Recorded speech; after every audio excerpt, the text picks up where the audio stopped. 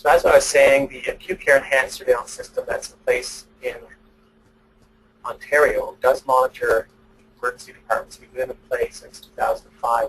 Typically, we look for infectious disease outbreaks. We track visits, we map them, monitor them. But we're investigating now how can these systems be used to monitor drugs of abuse, in particular opiates.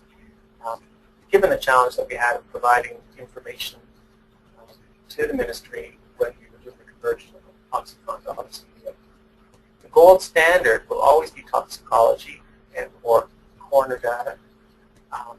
And when we're talking about emergency department visits, that's usually recorded in the NACRS system. And admissions to hospital are in the DAD system with high. But that data takes typically a minimum of 9 months to get integrated into those systems. The benefit of using ACES systems is that it's real-time, in a real-time data feed from our hospital partners. And the data can be used for situational awareness, and we can have built-in alerting and anomaly detection into that system.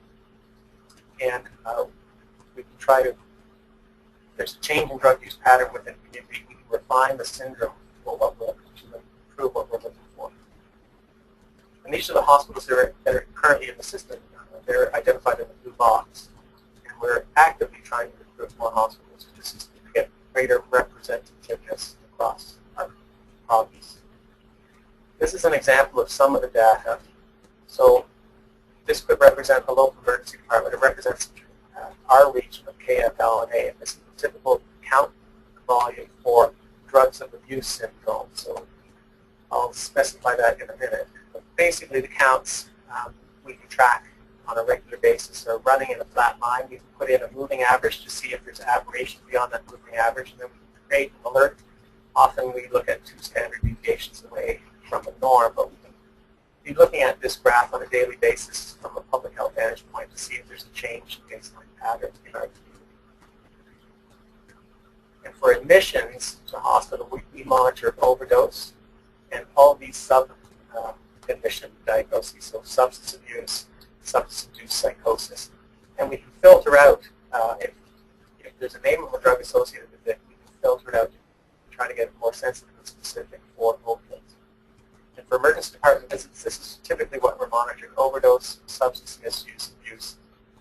And those top 3 represent the majority of visits or overdose ingestion.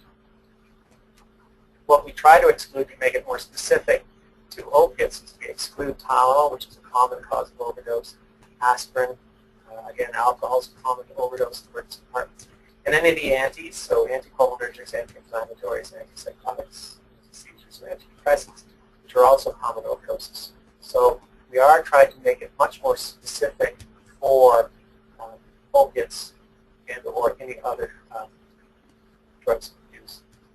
And we do include withdrawal. So we can actually break it down to whether you're having an acute event related to overdose of the drug or addiction, and or whether you're having a withdrawal-related effect, and provide that data for all of the hospitals in our system. Sadly, and I'm going to be upfront, it's rare that the exact medication is listed, but we have examples where they'll say narcotic or opiate or opioid or heroin. And that's what we do with our hospital partners, so having them try to be more explicitly admit some of what the exact drugs are in that admission data stream. Knowing that most overdoses are polydrug, and it's alcohol plus, or it's sedative hypnotic plus, and opiate, etc. That are those combinations that are making the overdose more complex and more damage. So surveillance. The drug monitoring system, which is going to be monitoring prescribing habits of physicians in Ontario, is in place. It's been operational for a year. It will be linked after negotiations with the Ontario Medical Association, the government, and the CPSO to action. And I think this will be a powerful means of surveillance and quality improvement practices. And I'm looking forward to seeing its effectiveness in practice. Data from needle exchanges, I think, is very important. So getting information from the street regarding any change in baseline practice. I would like to see sentinel emergency department departments in our cities that have the highest prescribing rates for narcotics, such as Sudbury, Thunder Bay, Kingston, and that we actively get the toxicology results to look at what are the drugs of abuse so that we can be better informing our physicians and healthcare workers that deal with these issues. Another surveillance system that's used in the States is to basically look at crime patterns. So when they know that crime robberies in particular are going up, there may be a new drug that's highly addictive that needs rapid financing. And we could be monitoring methadone clinic activity, which I don't have access to. And then the pharmacy prescribing habits. And post-marketing surveillance is a big issue that needs to be addressed in terms of pharmacovigilance. And in Canada, in Health Canada, it's the Marketed Health Products Directorate that is supposed to be doing it. And I pulled this off their website. You should be monitoring and collecting adverse reaction to medication incident data, reviewing and analyzing marketed health product data, conducting risk benefits assessment, communicating these to public health professionals, and monitoring advertising activities, and providing policies to effectively regulate marketed health products. I just don't know if they've effectively done this for oxycodone or for narcotics or across Canada, and yet they are the regulated authority to do this. Whether it's the pharmaceutical company in particular would have Purdue's responsibility to provide this information to Health Canada, or whether Health Canada should actively be monitoring this on a national basis. I think that needs to get straightened out. And someone has to show leadership at a national level, and I thought it should be this director. So Dr. Moore? Oh, yes. No, time check.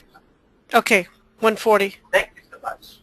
So, objectives. I've described how we can integrate safety for narcotic use in medical care by incorporating into the electronic medical record, by integrating safety through appropriate screening, by getting the right drug for the right diagnosis, at the right dose, for the right duration for each patient, building safety into our prescribing habits. We talked about population-based sources for narcotic safety, monitoring the coroner data system, admissions to hospital, visits to emergency departments, prescribing habits of physicians, and having anomaly detection built in and safety built in to alert decision makers if there's changes in baseline patterns. Some of the data has limitations in terms of accuracy of data, in terms of timeliness. Our data has limitations when it's in real time in terms of its sensitivity and specificity, but I think it needs ongoing evaluation. And we need data that will give local and regional information. I would encourage decision makers to have sentinel sites across Ontario where we already know we have high prescribing of narcotics and high drug use, to be monitoring the emergency departments, getting anonymous toxicology results to try to look at baseline patterns, better inform decision making within our communities. And now is the time that we should be dreaming of how to improve safety and improve our prescribing, and above all, doing no harm for our population, and using lessons learned from motor vehicle safety, airline safety, to our prescribing habits, so that we are not part of the problem, but become part of the solution. Thanks very much. I can easily take questions.